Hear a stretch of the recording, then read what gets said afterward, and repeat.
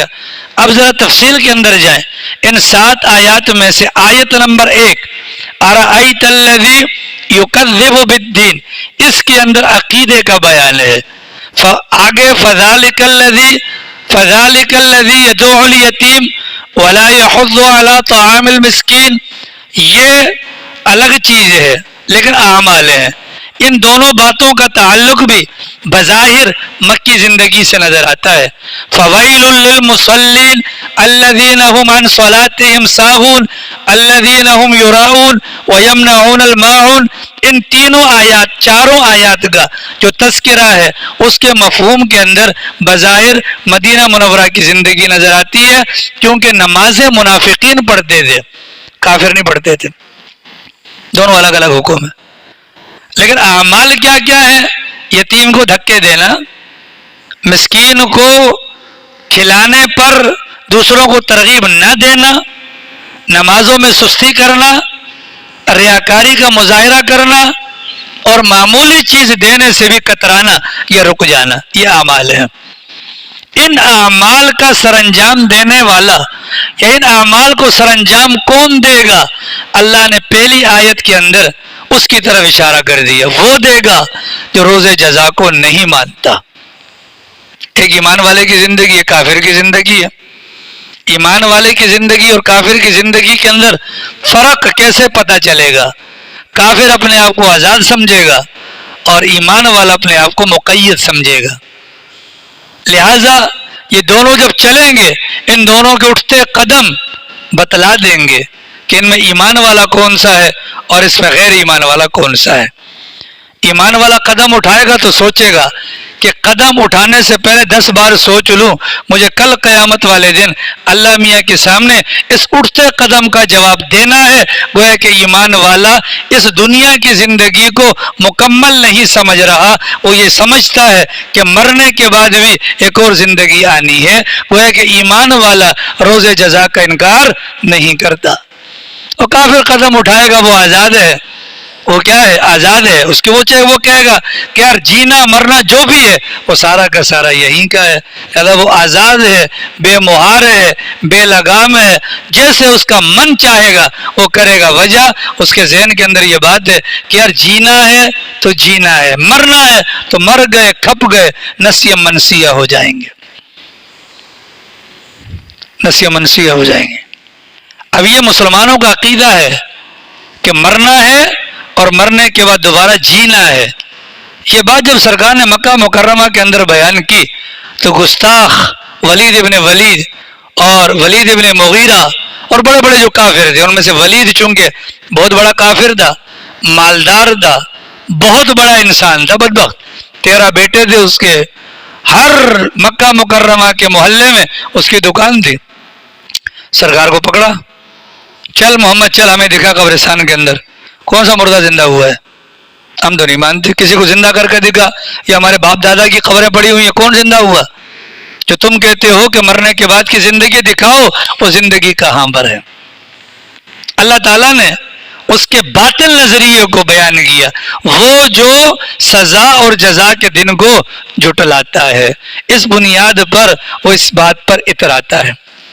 اب اسی عقیدے کی تھوڑی سی تفصیلات کے اندر اگر ہم جائیں، ہر بندہ سمجھ لے گا کہ واقعتاً آخرت کا عقیدہ بالکل برحق ہے اور آخرت کی زندگی برحق ہے.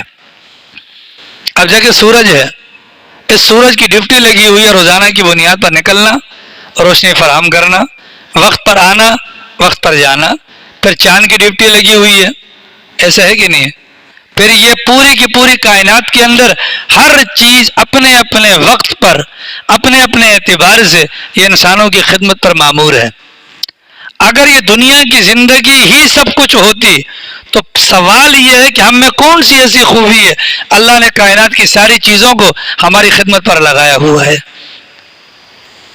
ایک گھوڑا دیکھ لو، گھوڑا اللہ نے کتنا طاقتور بنایا ہے. ٹھیک ہے، آج جب کہ جدید ترقی یافتہ دور ہے، تب بھی کسی چیز کی پاور کو، طاقت کو ناپنا ہو، اس کے آگے لفظ کیا لگتا ہے؟ Horse power. اس کے اندر کتنی پاور ہے، یعنی کتنے گھوڑوں جتنی طاقت ہے. ہمارے گھر پر موٹر لگی ہو، کیا کہتے ہیں؟ کتنے ہارس پاور کی ہے جی؟ ہارس کس کو بولتے ہیں؟ گھوڑے کو بولتے ہیں۔ ایسے اس کا مطلب یہ ہے کہ ہم بھی مان رہے ہیں کہ گھوڑے کی طاقت ہے کہ نہیں ہے، لیکن اس کو اللہ نے مسخر کر دیا ہمارے سامنے، اور ہم اس کے نکیل کو پکڑ کر اس کے اوپر چڑھتے ہیں، اس کو مرضی سے گھماتے ہیں۔ کبھی گھوڑے نے ہمارے کان میں کہا کہ بھیا تو کون، میں کون، میں تیری خدمت کروں، میرے مقابلے میں تیری اتنی حیثیت نہیں کہ اگر میں دم ماروں تو مر جائے۔ اتنی طاقتور مخلوق کو اللہ نے ہماری خدمت پہ لگایا۔ انسان بیٹھ کر سوچے یار کیا وجہ ہے، اگر یہی جہاں سب کچھ ہے تو ہماری شکلوں میں ایسی کون سی خوبی ہے؟ اللہ نے اتنے کارخانے کے اندر، قدرت کے کارخانے کے اندر ان چیزوں کو اللہ نے ہماری خدمت کے اندر لگایا، تو خود من کہے گا نہیں نہیں نہیں نہیں نہیں، یہ میری سوچ غلط ہے، یہ میری سوچ غلط ہے، یہ سب کچھ نہیں ہے۔ اسی بنیاد پر اللہ نے قرآن کریم کے 4 سپارے کے اندر سورہ نساء کی بالکل آخری رکوع کی پہلی آیت کے اندر فرمایا ان فی خلق السماوات، آسمانوں کی پیدائش، والارض، زمینوں کی پیدائش، واختلاف اللیل، رات اور دن کے آنے جانے کے اندر، لآیات لأولی الالباب، عقل مندوں کے لیے نشانی ہے۔ پھر اللہ میں عقل مندوں کی تعریف کی، کون کون ہوتے؟ الذین یذکرون اللہ قیاما وقعودا وعلی جنوبہم، چلتے ہوئے، بیٹھے ہوئے، لیٹے ہوئے جو اللہ کو یاد کرتے ہیں۔ الذین یذکرون اللہ قیاما وقعودا وعلی جنوبہم ویتفکرون فی خلق السماوات والارض، اور غور و فکر کرتے ہیں اس کائنات کے بارے میں۔ خدایا اگر میں نے مرنا ہی ہے اور مرنے کے بعد مٹی سے مٹی ہو جانا ہے تو پھر کیا وجہ ہے آسمان قائم ہے اور زمین قائم ہے؟ عمران خان، ایک بندہ رات کو عشاء کے بعد کھلے آسمان تلے لیٹا ہوا تھا، اور آسمان پر چاند اور ستارے چمک رہے تھے۔ ویسے لیٹے لیٹے اس کے دل میں خیال آیا، اے اللہ اتنا بڑا آسمان اور یہ چاند اور ستارے تو نے بیکار پیدا نہیں کیے ہوں گے، اتنی بات کرنی تھی، اس کا یہی بول کل قیامت والے دن اس کے لیے مغفرت کا سبب بن گیا۔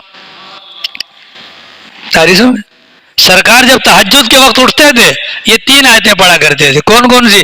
ان فی خلق السماوات والارض واختلاف اللیل والنہار لآیات لأولی الالباب الذین یذکرون اللہ قیاما وقعودا وعلی جنوبہم ویتفکرون فی خلق السماوات والارض ربنا ما خلقت ھذا باطلا سبحانک فقنا عذاب النار۔